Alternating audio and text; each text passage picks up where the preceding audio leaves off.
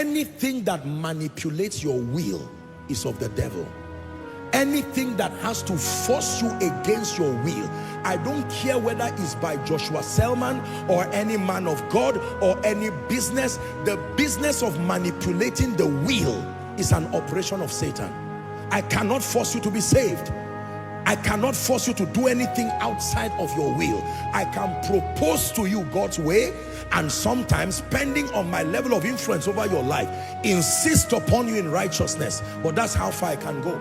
Parents must also learn this in how they train their children. As far as raising children are concerned, anything that has to force the will, sometimes with all due respect, and I'm saying this politely, there are parents who look at their children, you will be a doctor, you must be a doctor, I'm not asking you.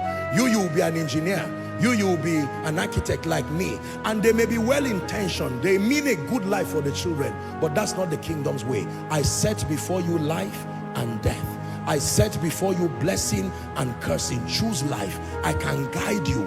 If you're making a foolish decision, I will call you. By rebuke with revelation, garnish with love, I will show you the right way. Someone asked me a question many years ago. He said, Apostle, what if you raise a child and the child becomes an adult and then becomes wayward and haywire? I said, I will cry and keep interceding for the child, but I will stand boldly before the world and say, even though this child is wayward, he's still my child, but that's not a reflection of the way I trained him. I gave my best in training him as a father, and he chose his way. The best I can do is to intercede for him, but I will not go to the grave feeling guilty that Jesus did not go to heaven feeling guilty for Judas. He accounted for him and said Judas chose his way. The son of perdition he was called. But my point in this discussion is to help you learn how to discern the spirit.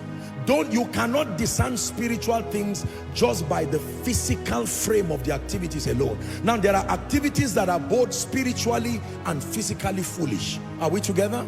Yes. Like some of these dehumanizing things that happen, with all due respect, in churches across Africa. I'm hoping and praying that the people have changed, because that alarm has been sounded for a long time. I'm sure that somebody must have heard enough to change it. Some of these dehumanizing activities that happen to people. But then I can tell you this for sure.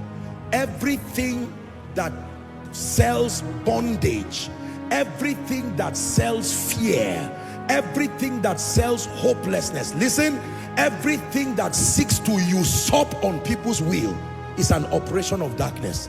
Even if the vessel that was used is of God, the operation is of darkness. And this is why we as men of God must consistently pray and align and realign our wills